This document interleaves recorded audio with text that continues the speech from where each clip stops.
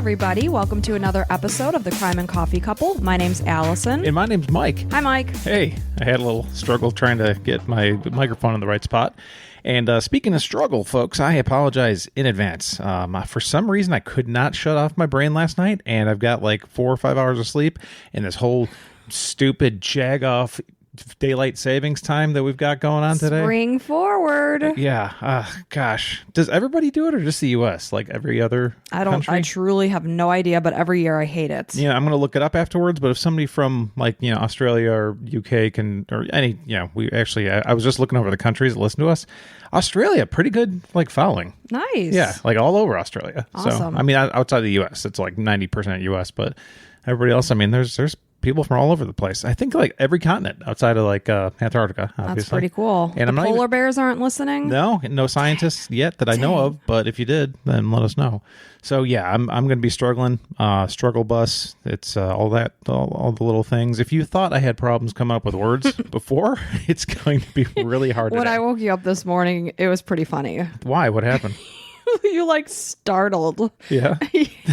It was pretty funny. I didn't even know if I slept at all. I'm pretty sure I did. So I was just thinking about life. And I was a couple times I laid there. I'm like, this is what Allison does. Yeah. This is horrible. You know what's funny though is my brain doesn't necessarily go crazy. Sometimes I can't sleep. Oh, I was just full on thinking. That's when you need to get up and put your thoughts on paper. Yeah. So that you could just brain dump and then go back to sleep. That would have been very helpful. And I thought about going on the computer and typing a little bit. I don't know if the computer's the best because Probably it's got not. the light. Yeah. I would say pen and paper would be your best. Yeah, I would. And you're like, I took a warm shower. I'm like, when the hell time were you showering last night? I think 1 a.m. So and we get up around 6 or whatever. Yeah, I woke you up at 7. I swear to God, it feels like 3 hours of sleep because I that's think funny. I kept on thinking, and I took a pill to help me sleep, Benadryl or something, and it was I never do that.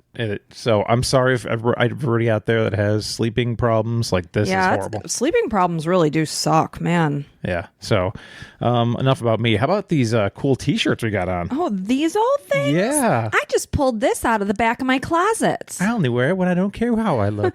I only wear it when I don't care how I look. That's from It's a Wonderful Life. Yes, there you go. Nice. Violet. Yeah, so we got merch, folks. I don't know if you heard in the last episode or no. Is this the first time we're mentioning it? No, you said you were going to set it up last week. Yeah, and I did. Look at this guy. He is a man of action. Not only did he set it up, he ordered the shirts for us. We're wearing them. Yeah, pretty neat. I don't even know who you are. You would think you'd get a significant discount or something, but we didn't. So we pretty much pay that. Now, we're making barely anything on the shirts. Yeah. Like $1 maybe, because we want to get the name out there. So if you're nice enough to want to support us, then go ahead. Yeah. Just click the link.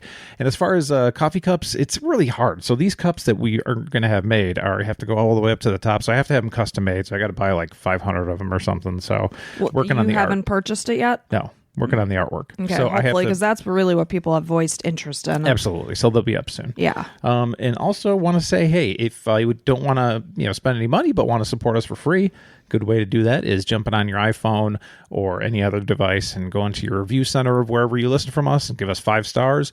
Or if you're on Apple or Spotify, or I think there's a couple others, you can do a text review too. Those help us out quite a bit. Mm-hmm. Absolutely. Right? So thank you for that. And you're not reading a review today. We told you, folks, it's going to be a tough one for Mike, but that's okay, Mike. I'm here for you. The listeners are here for you. We support you. We love you. Hey, love you too. We do. Thanks, folks. And then I watched you try to make our bed this morning as I was blow drying my hair. I could see you in the mirror. I don't even remember that. God, I'm looking at him like, oh, look at him. How sweet. I'm like, I'm going to go back behind him and fix that. When Mike fixes the bed, it's like it never happened. Well, I'm going to be honest. I do the bare minimum because I think it's so stupid to fix a bed. But it really makes a difference. It does look better, but at the same time, I'm not willing to put in the full effort to make it look good. I see that. Yeah. So I just kind of fix the sheets, and that way you're kind of like, okay, well, he tried, and then you let me off the hook. Our house is 1 story, so if you come into our front door, you could see our bedroom. That's the only reason I make it, just in case somebody comes in. If we had a 2-story house, who cares? Nobody could see it. Sure. But it's not like we are having people over or anything. I see it. No, right. Yeah. One quick thing. Would you say these shirts are a little smaller? Like they run small? I don't know. This one fits me pretty well. What size did you order me? Medium. Oh, I think. oh, if it's a medium, then it runs small. Yeah, so I don't know what it is. I'll check, but mine is extra large. I'm 6'2", 243-ish right now, so mine's extra large, and it fits me good, like really good. But if you're like teetering on an XL, definitely yeah, go then up maybe one. size up. It depends. If you ordered me a size small, it fits perfectly. If you ordered me a size medium, it definitely runs small. Yeah, I don't know. So, oh, we just got a new patron while we're sitting here. oh wow, look at that! Good luck. Wow, live on the air. Who Yeah, knew? yeah. So, are you ready to get Yeah. started? Do you want to Yep. mention anything else? No, if I will, maybe it'll be in the middle and completely won't fit. So it'll be good. All right, so this is the murder of Mollie Tibbets, and this was a listener suggestion from the Instagram user, basically just myself. So thank you very much for this. Anytime you have a suggestion for us, go to Instagram and send us a direct message. That'd be the easiest. Yeah, and Mike sends it to me. I screenshot it. I send it off to my little Pinterest board. It's super, super helpful, and I seriously appreciate it. So on Wednesday, July 18th, 2018, 20-year-old Mollie Tibbets was dog sitting for her boyfriend, Dalton Jack. She was staying at his house when she headed out for her typical mid-evening jog in her small town of Brooklyn, Iowa. So this is Brooklyn, Iowa, not Brooklyn, New York. Yeah, you're going to refer to Brooklyn a few times. We're in Yeah. Iowa, folks. Iowa. Very, very different location. This is, a very small town. So this is when she disappeared, sadly. So Brooklyn has a population of about 1,500. It's located about 52 miles to the west of Iowa City. Mollie was born on May 8th, 1998 in Oakland, California to parents Rob and Laura. Her parents divorced when she was in second grade. Mollie moved to Iowa with her mom and her two siblings when she was in fourth grade.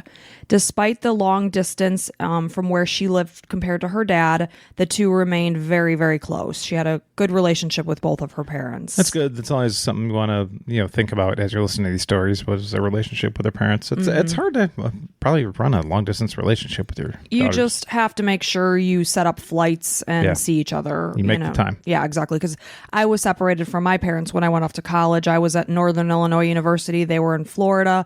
I saw them on Thanksgiving, Christmas, spring break, all of that. I would say, yeah, your parents left you high and dry. You're super nice like that. Very supportive. I try to make them feel as sorry as possible. Well, I was 18 years old. They wanted to move to Florida. I understand. I'm not a selfish dick like you. Yeah, that's true. So the last time Mollie had seen her father was at his wedding in June. He got remarried. It was 1 month before she had disappeared. So Mollie was a psychology major at the University of Iowa. She was focusing on child psychology, and her goal was to work with kids through their toughest times. In the summer of 2018, she was working at a children's day camp at Grinnell Regional Medical Center. She was getting ready to begin her sophomore year of college. Mollie met her boyfriend Dalton when they were in high school. It was October of 2015 that they met. He was a football player who was a senior while Mollie was a junior at that time. After a game, Dalton and his friend were hanging out. They were sitting in one of their pickup trucks when Mollie's friend came over to talk to Dalton's friend. Dalton immediately noticed how funny and attractive Mollie was. They hit it off like right from the get-go. Mm-hmm. He knew it, and he got her number. I was thinking you just watched Good Will Hunting. Hey, you like apples? I got a number. How do you like them apples? So they began dating, which involved going out to like a lot of dinners. I remember we started dating around that age, junior year of high school. And I remember we'd go to dinner and see movies and stuff like that. And they did the typical things. They were even just happy to stay home, just enjoying each other's company. I remember sharing the straw for the first time as we both had interest. I think we both had interest. Yeah, we did. We got a Coke at the movie theater. I think we were seeing the Cable Guy. Yeah, Cable Guy. With Jim Carrey. Yeah, that's how old we are, folks. If you've never heard of that movie or you consider it a classic, then yeah, that's how old we are. Yeah, exactly. We're as old as dirt. So Mollie ran track and cross country. She competed on the local debate team while she was in high school. She was very well liked. I mean, people just loved this girl. She was well known in the town. She babysat for a lot of the local families. She was also involved in her local Catholic church. Her aunt described her as beautiful, positive. Mollie graduated high school in 2017, and she headed off to college about 50 miles away at the University of Iowa, while Dalton stayed back in Brooklyn. He lived with his brother and worked in construction. So University of Iowa, Big Ten, big school. Yeah. I imagine it's pretty hard to get into. I'm sure, yeah, she sounds like she was a very driven, smart girl. So Dalton and Mollie made sure that they saw each other. They had the distance 50 miles. That's no big deal. They saw each other on every weekend. They even made time during certain weekdays to see each other too. That's right around that time where relationships start to fall apart or get stronger or whatever they might be. Yeah, you and I happened to go to the same university. We didn't necessarily really plan it. No. We really didn't. When I was making my applications, If you didn't make it into something closer, I probably would have gone to like Colorado or Arizona State. Sure you would have. Hey, I put it out there. I got accepted. You went to Northern Illinois University because of me? Well, no, also just to be local and stuff. Yeah, I think that was more of the case. Well, it's also that sweet, sweet smell of you. That's right. So Dalton felt that Mollie was the kindest and sweetest person he had ever met in his life. You can't say that about me. So, well, yeah, I mean, you're definitely top 20. Now that it was summer, Mollie and Dalton were back together in the same town. He was doing a construction job in Dubuque, Iowa, which was about a 2.5-hour drive from Brooklyn. So he asked Mollie if she could stay at his house. He lived with his brother. He asked if she could watch his brother's dog. He last saw her on July 16th. He left town the next day on the 17th. So on the 18th, the day that Mollie went missing, she sent Dalton a Snapchat at some point. He didn't get around to opening it until 10 p.m. He could see in the photo that she sent her, or him, I should say, that she was inside at the time. He woke up the next morning to his cell phone resting against his face. He had fallen asleep before he had a chance to respond to her. He texted her good morning, and when she didn't respond, he texted her again at noon, and once again, he didn't hear back from her. So he just chalked it up to her being busy. He himself was busy. He was doing a construction job. He was distracted. So Dalton also got a phone call from Mollie's coworker that day, and she let him know that Mollie hadn't shown up to work and she hadn't called in sick. And this was not characteristic of Mollie. No. So that's really when, you start to worry. So Dalton began to reach out to family and friends asking if they had heard from Mollie as he and his brother made their drive back from Dubuque to Brooklyn. I can't really blame him about the being distracted thing because they're young and you might just think, okay, well, maybe she's just doing something. Maybe you could always have difficult, maybe she just doesn't want it. Maybe I made her mad or whatever. I can't think about it right now. I got to do my work and then I'll figure it out later. The only time I'm persistent too when I'm messaging you is if I'm waiting on an answer, because we'll text each other like random thoughts throughout the day because we're both very busy throughout the day. And I wouldn't say, unless I was asking you a question and you didn't get back to me, that I'd be like, where the hell is he? Right. So I'm sure he was just like, oh, good morning. And, he starts working his construction job. So he wasn't very worried.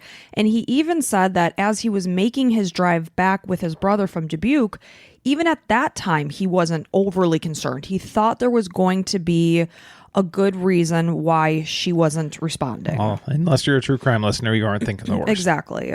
So he felt like she would show up with a good explanation. So Dalton called Mollie's parents, who contacted police to report Mollie missing that day because nobody had seen Mollie.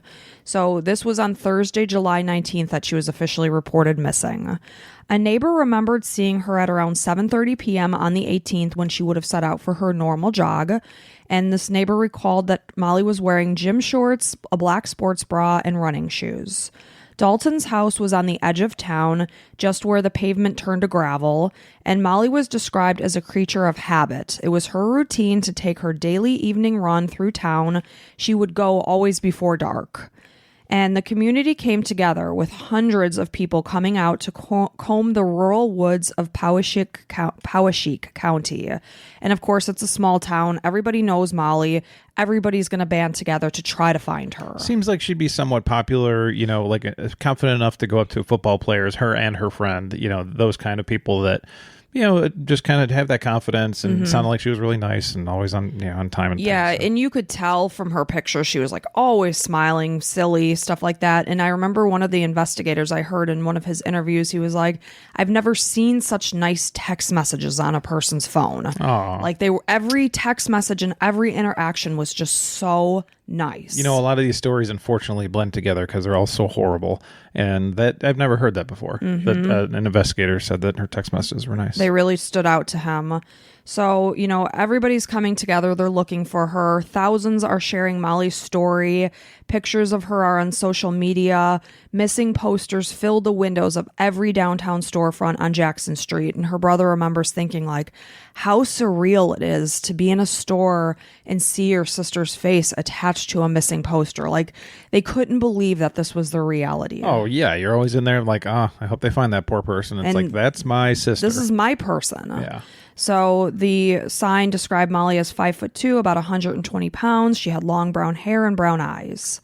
The area is surrounded by farm ground with corn and soybean crops. And of course, she's going missing in July. This is high time in Iowa. Yeah, corn is like, 7 feet tall, basically. At this point, it was about 8 or 9 feet tall. Yeah. So the fields where they were combing through were very, very dense. It was hard to get through. They said we could basically walk on like every other aisle of the cornfield. It's so thick. Like, it's not like what you're seeing on a ghost movie or something, because that's when it's dried out already. This is like the biggest and thickest the corn is. Well, what do they say? Knee high, or high as a grasshopper's eye or something. 4th of July, high as a something. An July. Elephant's eye or something like that. It grows very quickly. We're from Illinois. There's a lot of cornfields there.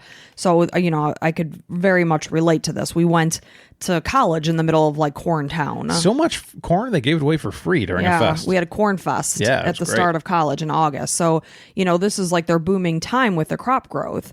So planes and drones are trying to assist in the search, but it was very difficult because when they're looking down on the cornfields, they don't see anything but the tops of the stalks. Yeah, just green and yellow or whatever. It's not like they could look in between the rows when they're flying these drones. So it was not an easy task. You think because, the technology, you'd be able to find it quicker. But yeah, I guess it's like a forest, a dense forest. It is very much so.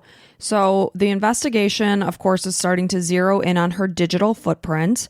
Mollie was very well connected online. I mean, that'd be the first place I would start. Obviously, she's a 20-year-old college student. Yeah, so she's going to have it on her. Very heavily on social media. After she had gone missing, she fell off the grid. This is never, ever a good sign. No. There was no cell phone or banking activity. Mollie also wore her Fitbit 24/7. Nobody could find her Fitbit because, of course, it was on her. She was on her run. We assume she's wearing her Fitbit as she always did to track her run.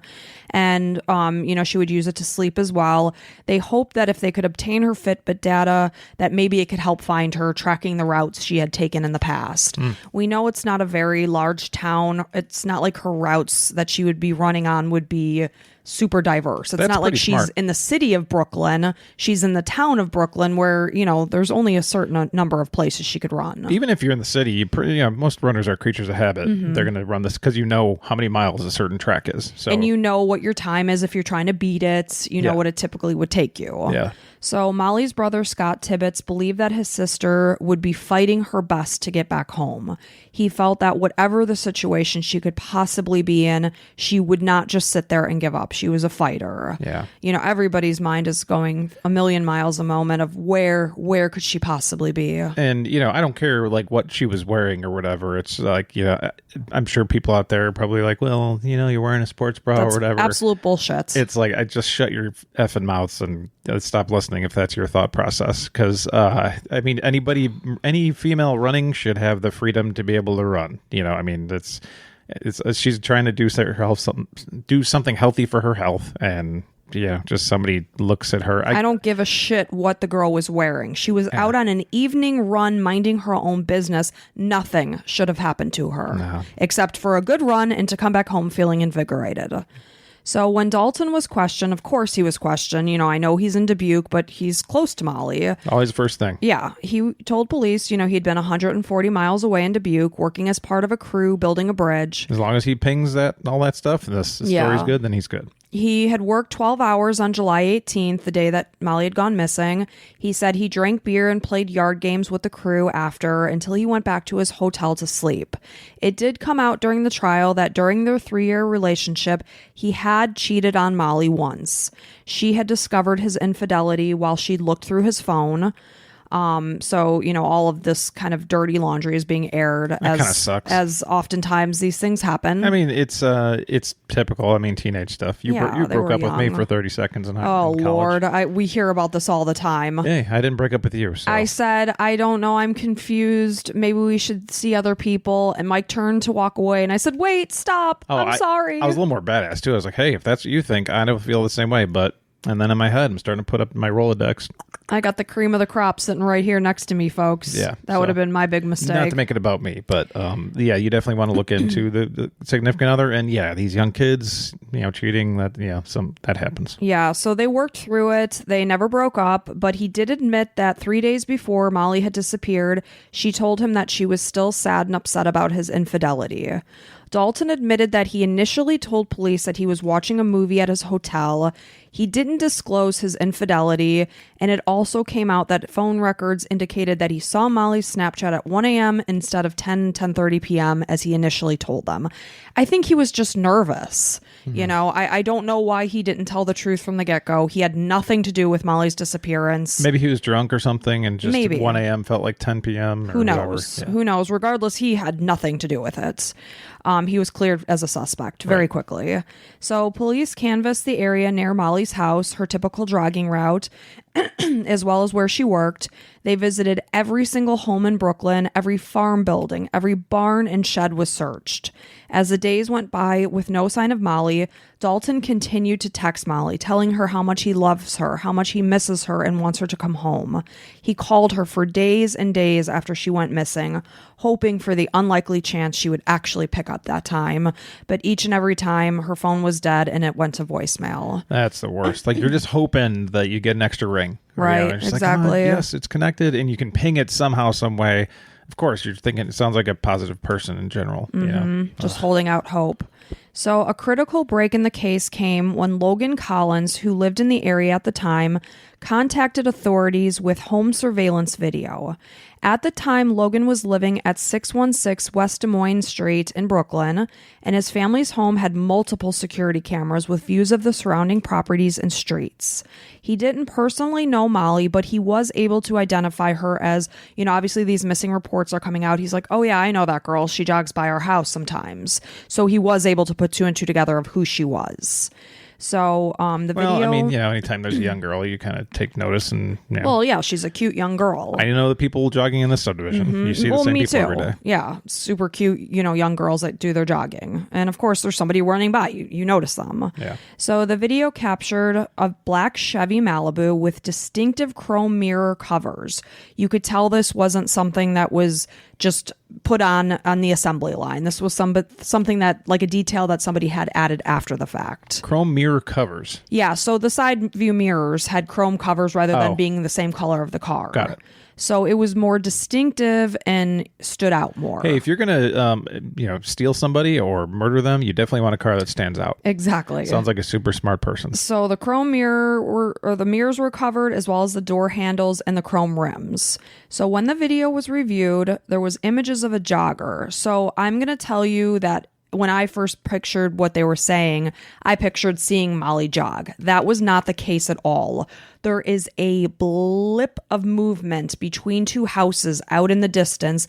And when they zoomed in, they could kind of see that it was Mollie. They could see that there was like a ponytail like bouncing.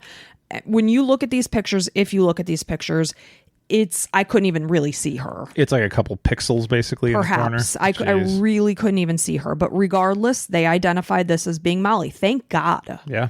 So they saw, this jogger who was believed to be Mollie. She was located on Boundary Street at the time that she was picked up on this video, and she was heading towards the intersection of East Des Moines Street. I wonder who saw it. Like, Logan is the one that saw it, right? Well, Logan had all this video. Okay. He knows that Mollie jogs by his house sometimes, so he's coming forward to say, hey guys, take this video. It could help you. Great job to whoever found it. Thank goodness. Yeah. And thank goodness Logan came forward to help out. Yeah. So, so this was time-stamped on the video, July 18th, 2018 at 7:45 p.m. The black Malibu was seen in the frame 28 seconds after Mollie was seen jogging in the video. A different view from a camera facing northeast showed what authorities believed was the same car driving on Middle Street at the intersection with East Court. This image was obtained exactly 2 minutes after the jogger appeared on the video. The driver of the car nor the license plate could be identified from the video. The Malibu again passed Logan's cameras at 8:07 p.m., this time at a higher speed, heading east on Des Moines Street. The timestamps on the video were 3 minutes behind, so the Malibu was last seen closer to about 8:10 p.m. That's the last images they saw. Authorities noticed other cars driving in the video. They figured out who those cars belonged to because, of course, you're seeing a small town cars. These are neighbors. They easily found them. They talked to them. Their locations were, dismissed. They were not people of interest. So it was this black Malibu that's standing out. Yeah, that's their target. So 14 cars were seen on the cameras. 6 were the Malibu. So it was passing, turning around, passing. That's like we're hearing a lot of stories. Suspicious. Yeah. It's suspected that Mollie was abducted at 8:20 p.m. on a rural road approximately 2 miles away. That's what they whittled it down to. Deputy Steve Kivy from Poweshiek County Sheriff's Department reviewed the video lead on August 15th, 2018. The very next day, he just happened to see the black Malibu driving. Whoa. Again, and distinctive. He saw the video. Following day, there's the car. Oh, that's got to be like licking his chops. Just like, all right, here we go. It's like, holy crap. It's on. Again, it stood out because of these mirrors. I mean, there's a million black cars out and about. Again, this is a small town, but still, he was able to easily identify it as the car he saw in the video. It's not like a dark Honda Civic. It's like, This is the one. Or like a silver car. There's a dime a dozen. So he saw the Malibu getting on I-80 right outside of Brooklyn. So he followed the car. When the car stopped and Officer Kivy got out, the male driver was already out of the car. This was 24-year-old Christian Bahena Rivera. Officer Kivy said that this person was calm. They were very polite, but it was very clear that they spoke little English. An older gentleman just happened to be nearby who spoke Spanish. He translated for Officer Kivy. So he was asked, do you know about Mollie? He said he had heard about her, but denied having anything to do with her disappearance. He gave the officer his birth certificate as his ID and provided his place of employment as being Yarrabee Farms as his address. So not only did he work there, he also lived on the property. So Yarrabee Farms is owned by, or maybe it's Yarrabee. Yarrabee Farms is owned by the family of prominent Iowa Republican leader Craig Lang. They allowed Rivera to live on the property rent-free. He took a picture of Rivera and the car. When I say he, Officer Kivy took a picture of Rivera and his car. He did not search the car. He just looked inside and let Rivera go. He has, nothing that he can, he doesn't have a search warrant for the car. He just happened to see him. Yeah, as long as you can ask the guy if you can look in there. Yeah, I guess if he give you permission, you can. I wonder what happened there. But also, didn't we have another story where I think I covered it where the farm helpers, they let them live on the land, like in return for like working the land and stuff? I don't know. That doesn't sound familiar to me, but yeah, I researched something about that. Okay, so that's pretty typical. It could be. Now, honestly, I think of Iowa, I think of a bunch of white people, and so hearing a Hispanic name, is definitely interesting too. So he probably stood out a little bit. Perhaps. Who knows? But it sounded like there were a decent amount of Hispanic people that were working as farmhands. It makes sense to live on the property because when you're farming, you're working from sun up to sundown. You don't have any commute, so right. It makes perfect sense. Pretty lucky to be able to find a Spanish-speaking person nearby. Yeah, that really is. It's kind of uncanny. So 4 days later, it was August 20th. Officer Kivy went to Yarrabee Farms to speak with Rivera, who was then brought into the station for a formal interview. It lasted 12 hours. Wow. He confirmed that the Malibu in the surveillance video was his. He purchased the car from his cousin. He had a second car as well, which was a Nissan Altima, which he drove on the back gravel roads because its registration was out of date. Since the Malibu's registration was current, he used this car to drive around town. So he claimed that on the evening that Mollie was missing or went missing, he was driving around Brooklyn trying to get to his uncle's house to pick up a vacuum cleaner. He said he passed Mollie 3 times while she jogged and she waved at him once and he found her hot. That's what he told the police officer. That's when the police officer raises his eyebrows. Like, okay, interesting. We got a little extra here. Yep. So he said he got out of his car. So now he's implicating her and himself in what happened. He said that he ran alongside her. He said that she grabbed her phone and threatened to call the police. They started fighting, and according to him, Mollie slapped him. He said that he got so mad that he blacked out at the threat of her calling the police, claiming that this happened often when he got upset and angry, meaning he would black out and not have any recollection of what happened in those moments. I think I knew one person that happened to. Wow. And I don't like that person at all. That's a little scary. It happened at work, and like he got so mad. I'm just like, okay. And I was his manager. I'm like, man, if he hits me, he's going to be fired. Like, And this is crazy. he said he blacked out? No, but he was kind of known for that. Like he had some history. This person. Do you know who I'm talking about? I'm kind of certain. Yes, I do. Yeah, the place I worked at the longest. Yeah. So, yeah. That's scary. And you could kind of see it in his eyes that he just blacked out. And he had a history of doing things, and he'd just be like, I don't even remember doing it. I mean, that's where you need to get some anger management happening here. Right. And there's absolutely mental stuff going on there. Absolutely. So he said that the next thing he knew, he woke up inside of his car. It was parked in a rural intersection. He made a U-turn and drove to the entrance of a cornfield. At one point, he looked down. He noticed one of Mollie's earbuds was in his lap, and he realized that he had Mollie's body in his trunk. He said he went to the trunk and saw that she had blood on the side of her head. He took her body out of the trunk, placed her over his shoulder, walking about 20 meters into a secluded part of the cornfield, which I'm assuming is most parts of the cornfield are pretty damn secluded. If you see the videos, like they actually, in one of the videos I saw, it took her run path exactly as she would have gone that night. Oh, wow. I mean, it's a very small cornfield town. There's a lot of secluded parts. Yeah. So he left her laying on the ground of the cornfield face up. Rivera took Deputy Kivy to the cornfield at 5 a.m. on August 21st, and then her badly decomposed body was located.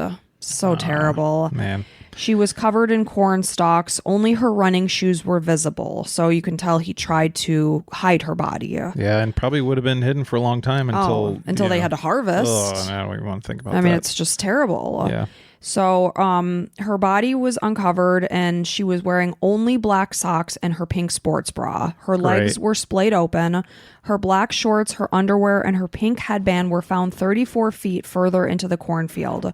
There were absolutely no signs of sexual assaults. Oh, really? Yeah, no. So why he took her shorts off, I have no idea. Oh, wow. I truly have no idea. I mean, it doesn't make things any better. No, of course it doesn't, but it's just something, You totally expect that because of many of these the things. way that, she was killed and found with her shorts off. An autopsy found that she had been stabbed 7 to 12 times in the chest, ribs, neck, and skull. With what? Some sort of knife. She had died from sharp force injuries. The murder weapon was never found. A judge ruled that the statements that Rivera made during his interrogation, in these 12 hours that he spoke to police and basically said everything, could not be used during the trial because the officer who was with him during the interview left out the blip in the Miranda rights about statements that can be used against him. Oh my God. That's like, I guess, it's like the one little thing, man. That sucks so bad. It's why it's important, I guess, to say the right things legally. You have to. You have to cross your T's, dot your I's, like with a fine-tooth comb. I mean, it was one little blip left out of the Miranda rights, and because of that, this couldn't be used. However, I will tell you, he gets justice. Okay, thank God. Just to let you know. So both of Rivera's cars were searched and processed because we know he drove the one in the back. Obviously, they're more in tune with the Malibu. They know that's the car he would have put Mollie's body into. And, the Malibu did contain various items in the trunk. Blood was found on a football, a 2-piece fishing pole, and the rubber seal above the license plate, as well as on the carpeted walls of the trunk's interior. All of these things matched Mollie's DNA. So during the trial, Rivera changed his story. He denied having anything to do with the stab wounds to Mollie's body that caused her death. Yeah, I just ran with her and she slapped me and all this stuff, even though everything we heard. So I guess he's trying to take his opportunity to because they can't use that in the trial. Oh, man. I mean, he was given a golden opportunity. Let's hear how this dumbass jagoff screws it up. He spun a tall tale here. He claimed that two armed men wearing black face masks covered with their faces covered with stocking caps showed up to his trailer after his work shift. The men directed him to get into his car and drive. This is when they just happened to pass Mollie as she jogged, you know? Oh my God. When they saw her, these two men ordered him to stop. He said that a man with a knife got out of the car and walked down a rural road and was gone for 10 minutes. The second man, who waited in the back seat, started to get nervous. When the man with the knife came back to the car, he and the second man loaded something into the trunk of the car. They directed him to drive several miles to a rural area, turn off the car, wait a few minutes, and leave.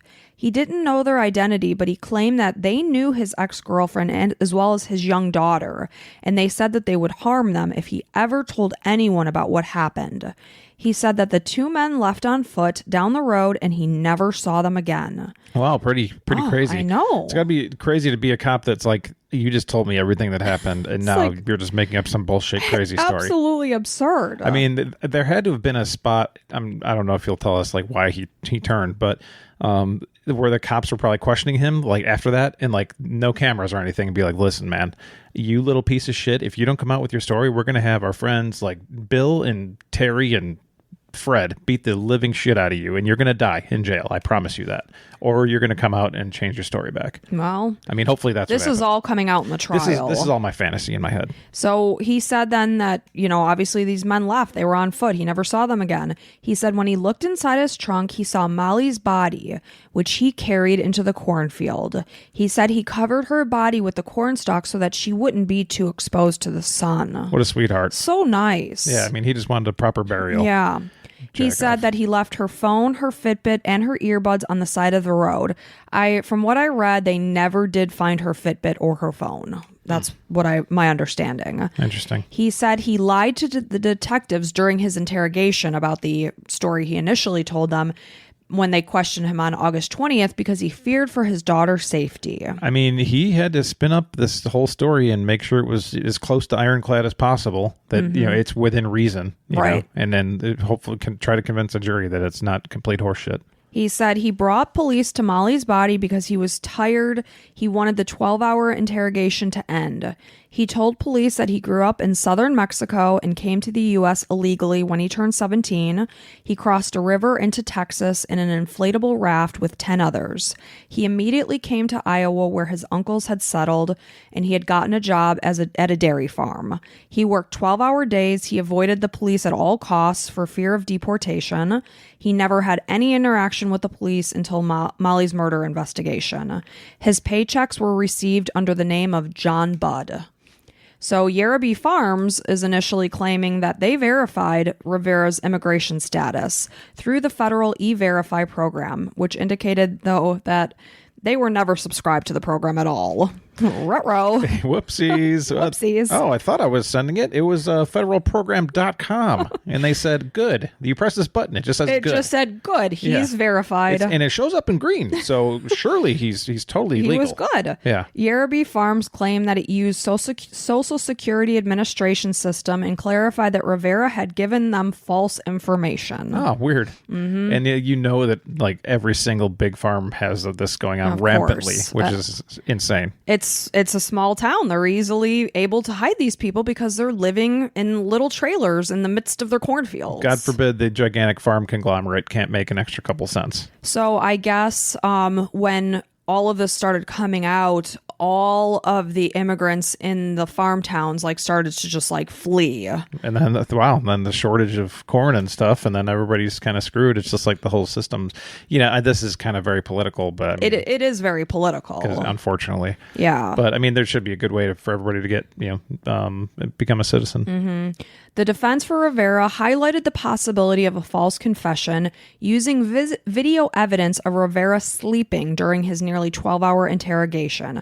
They picked him up at Yerraby Farms after a 12-hour shift. So it's not, crazy that he was tired. He was basically up for 24 hours at this point. And there's a lot of stories where police just weigh people down, and 12 hours is a long time for anyone. So, after a 12-hour shift. Oh, okay. So this is 24 hours now that he's awake, because he worked for 12 hours. Now they're talking to him for 12 hours. So the video showed him sleeping.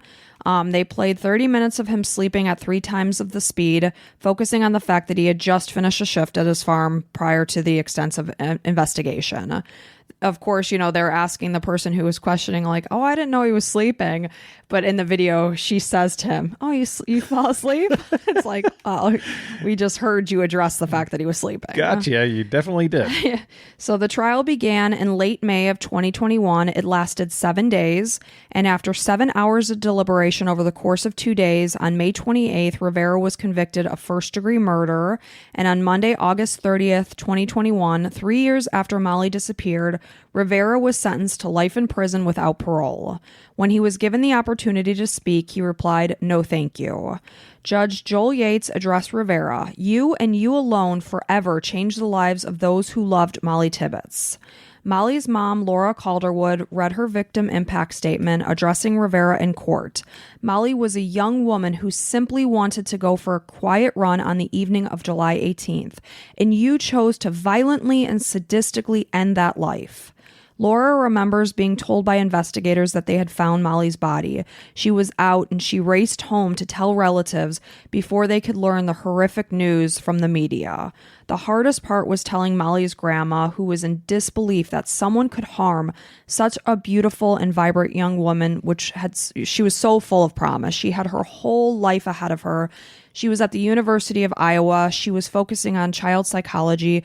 We know that this girl would have made a world of a difference in so many people's lives. And it's just so tragic that because she was out jogging, this happened to her. Yeah, trying to get better and whatever. And I've got a couple things.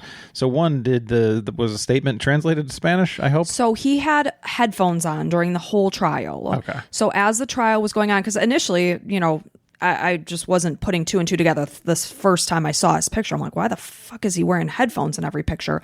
It's because that was a translating system that he used. Smart. So yes. Okay. I mean, that was obvious, but I was just picturing him sitting there and they're saying it in English. And just like, I mean, that would be terrible and useless. Yeah.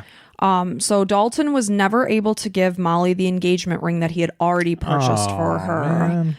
And her father was never given the chance to walk his only daughter down the aisle. "Because of your actions, Mr. Rivera, I will never get to see my daughter become a mother." Oh, it's just so sad. So Mollie's murder prompted criticism, of course, like we just said. This became political because of who killed her. Well, one side. So just so everybody knows, I'm just kind of central. Just, I have different thoughts of different things. My mind's completely open. So if there's ideas, I'll listen to them. Yeah, whatever. we're very open-minded people. Yeah, and it's just, somebody's going to latch onto it and be like, the illegals, and they shouldn't be coming over. Well, it's like, I'll tell you right away that this happened in 2018. So this prompted a lot of criticism in the U.S. immigration system. In August of 2018, Donald Trump tweeted about Mollie's death. "Mollie Tibbets, an incredible young woman, is now permanently separated from her family." And he used the term permanently separated because that was like a political thing because of the whole thing that was going on. But he said, "A person came in from Mexico illegally and killed her. We need the wall. We need our immigration laws changed. We need our border laws changed." Mollie's aunt shared a post that she asked people not to compound the atrocity of what happened to Mollie by adding racism and hate into the equation. She said, "Evil comes in every color. Our family has been blessed to be surrounded by love, friendship, and support throughout this entire ordeal by friends of all different nations and races." Rob Tibbets, who's Mollie's dad, he slammed the suggestion that the person who was accused of taking Mollie's life is no more a reflection of the Hispanic community as white supremacists are of all white people. He didn't appreciate his daughter being used as a pawn in the immigration debate. He urges Americans to build bridges, not walls. Yeah, I mean, again, I'm not saying anything politically, but it's just, we all can agree that there should be a path to naturalization and United States citizenship. Right now, it's really expensive to do so. All of us are here because most, at least the white people are here because people emigrated from somewhere else, and they were able to have access to a way to become citizens, which was a little easier than now. And say what you will, everybody should be definitely a citizen or on the path towards it, for sure. I think everybody agrees on that. Yeah. So whatever, build walls and whatever. It's kind of sad. Like, you're like, I'm just trying to grieve my daughter here. Please, yeah, and that they just didn't appreciate her being used as part of the debate. It's whatever it is, whoever did it, it's a horrible, horrible thing by a mentally ill person that should not have done this. Right. The weird thing is, from my understanding, he never had any records against him. Like, what possessed this man to do this? It's just one of those crimes of passion or whatever, and it just takes a second for somebody to snap. Maybe he's never been caught. Like, there's not there. You know how there's, like, we always say there's no history, but it's like, yeah, I mean, there's plenty of people walking around the streets now that have no history, but you walk by them, it's like, this guy probably needs some help. I mean, what prompted you to stop your car, get out of it, and start jogging next to this girl that you didn't know? And if anything, to poor girls out there, you feel something, just run, man. Just as fast. Nothing Mollie could have done differently. Just, if anything, her story can hopefully help somebody just get the hell away from something. So Mollie's murder sparked a nationwide discussion about the risks women face when running outdoors. Women began honoring Mollie with Miles for Mollie movement, showing that they will persevere. That was something as I was typing. I'm like, I, for the life of me, can't say the word persevere on the I always first think time. preserve. Yeah, me too. Yeah. Persevere despite the horrific loss. Before Mollie's murder, Runner's World magazine conducted their first survey of the types of harassment women in the U.S. experience when out running. The 2017 survey showed that 43% of women experienced harassment while running, and it was any kind, like catcalling. Somebody driving by, teenagers like, woo, baby. Yeah, just, unwanted attention. Like, I just want to fucking run. Leave me the hell alone. And the number rose to 58%, for women under age 30. 94% name men as the primary perpetrators, and only 4% of men report the same. So we're looking at around 58% of women who are under 30, whereas 4% of men can go out and get harassed, and the other 96% can freely be out and about without being friggin' catcalled or talked to or somehow harassed. Yeah, I mean, like, there's, like you said, cute girls that run around this subdivision, no doubt about it. 100% somebody's catcalled. Like, what the fuck? It's tough. It's hard enough being a woman as it is. And I mean, when I'm jogging at night, all I'm scared about is some kind of monster coming out, or like a vampire. Like an alligator or something like that. It's more likely in, Florida. Mostly monsters and vampires. Okay. And it's my story, so I'm going to stick with it. And I don't have to worry about this stuff. Whereas I cannot, I would not imagine any of these girls being outside of our subdivision at night like this. That's just not even something you should do, because all it takes is one truck with some weirdo that just sees you and is like, oh, I'm going to turn it around and whatever, and comes get you. Like, as a man, I don't get catcalled or anything. I don't have to worry about that stuff because I'm kind of heavy, 6'2", 245. Nobody wants to pick me up. Well, it doesn't matter what your size is. The point is, the study showed that only 4% of men, regardless of how you look, were experiencing the same harassment. And as a man, like I said, I'm open to ideas and I always absorb things. And it's something like, I think, why do men catcall women?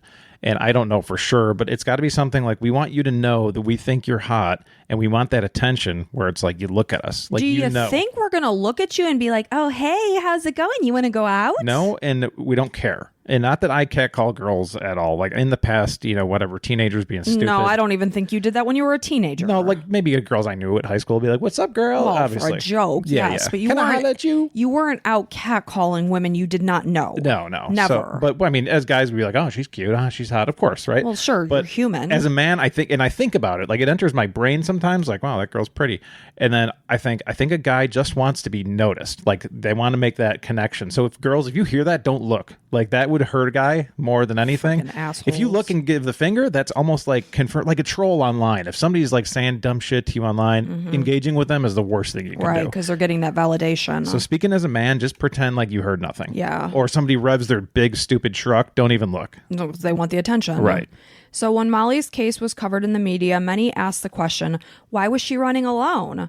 Which implies that she was doing something wrong and shouldn't have been. There's always those fucking people. I just want to I want to punch them in Just Whoa. like, I hate it so much. Like, why would she? Because she's a person that wanted to run. Like, are you Right. supposed to call somebody and be like, hey, I want to run. Can you please like come with me? I'm taking my microphone away from my face because it's so infuriating. Because she's a human being that wants to run and not be fucking killed while she's running. Exactly. And what needs to be focused on is that she shouldn't have been harassed in the first place. No shit. When Runner's World article was published about this whole survey, responses ranged from all runners get heckled or buy a treadmill. And that's actually what one politician said. Yeah, you should buy a treadmill. Ugh. Like, you're an asshole. There's so many idiots and dumbasses and gosh. There have been many conversations about how women can protect themselves when out running, being aware of people in your vicinity, avoiding wearing headphones if you're in a secluded area, taking self-defense classes. Mollie's tragedy echoed similar cases. In August of 2016, 3 female joggers in the U.S. were murdered over the course of just 9 days. Jesus. Each one was on a route they'd traveled before. Each one was out during the day. Oh, and during the day. During the day. Holly Curl, founder of nonprofit Stop Street Harassment, which is a group that focuses on ending gender-based harassment in public spaces, feels that the conversations need to start in schools with boys and young men to really work on redefining masculinity. She feels that it's much easier to tell women not to go running by themselves than to tell men not to harass them. And obviously, these are conversations we need to have with our boys. Like, you don't do stuff like this. And the reason, you have to give them reasons, in my opinion. I don't know for sure, but I need a reason when I'm told something. Because you respect a woman, and she's not an object that you're out to hoot at. But to me, it would help me more knowing how women feel when that happens. Oh, yeah, for sure. If I was telling our son, I'd be like, you don't friggin' do that because she's not an object, which would make her feel, like a piece of meat. Now you're getting to it. And it's more about feeling like less valued. Yeah. Like, so that's the deep feeling, I think, that I want to prevent. Like, when you catcall, you're only thinking selfishly of yourself. So to talk to like boys, as speaking as a man, boy, whatever, former boy, now man, you can say, you doing that is all fun and games for you, but the person that you're doing it to feels less valued, and like it's almost like you're shitting on them. Like you're saying you're not worth me being a man enough to talk to you, be like, hey, how's it going? Like start up a conversation. It's so much easier to be like, woo, and then drive by because you're a puss and you're not, man enough to go talk to the girl. Right. Like those are totally different things. You just want her to look at you, get a little attention, and move on. So for me, explaining how the person feels is the best. Yeah, and there are so many stories that were attached to this article that I read on Runner's World and other articles attached to it about so many stories of women who have felt unsafe. Nothing actually ended up, thank God, happening to them, but they definitely did not feel safe. And Mollie went out during the day too, just like anybody else, as safe as possible. And it's tough. Now, being open-minded, I could maybe the politician that said buy a treadmill, maybe he was thinking like the only safe way is buy a treadmill, like 100% safe, which is true, because you go out, you're putting yourself out there, but it's nothing on Mollie's part whatsoever. No, Mollie has she didn't do anything wrong, but I do understand because I work out in the morning before the sun is up, and I do use our treadmill like 5 days a week because I don't feel safe, and that's sad. And like even at the gym parking lot, I go to the gym 5:30, 6 in the morning. There's some cute girls walking in, and it's kind of dark in some spots. It's like they try to light it as good as they can. It's just I can't. I feel for women out there. It's just sad that as a female, we have to fear being out and about because somebody could do something to us. Yeah. Like Mollie, who was in her small town of Brooklyn, Iowa, and went out for her nightly jog, minding her own business, and never came home, and is never seen again, and is never able to get married and live her life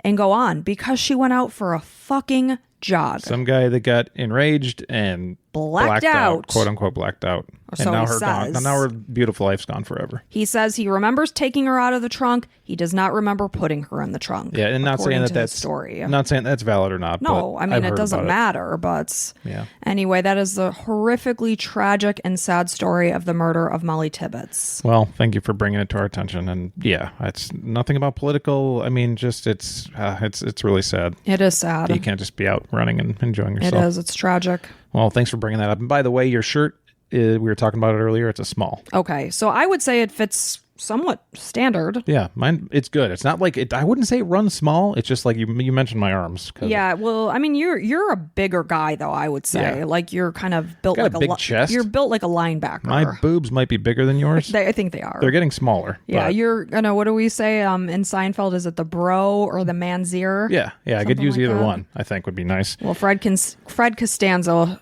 was it Frank? What the hell am I even talking about? Did I sleep last night? Frank Costanza will make you your bro. Yeah, so that'll be good. We do want to say, if you like what you're hearing, then go ahead and become a patron, support us, or you could even get some bonus episodes. We're up to, I think, 20 bonus episodes now. Yeah, it's up right there. around there. So I mean, you sign up, you have access to at least half of them. Depends which tier you choose. And then I want to say thank you to our new patrons that came along.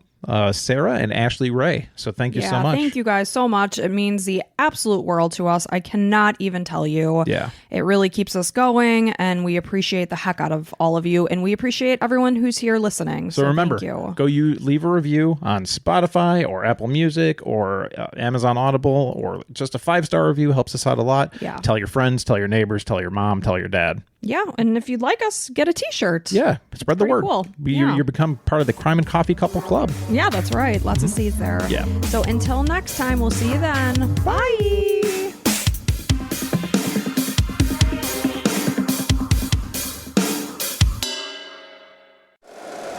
If you like the show, please take a moment to rate, review, and subscribe. It really does help the show to grow. Thank you for listening.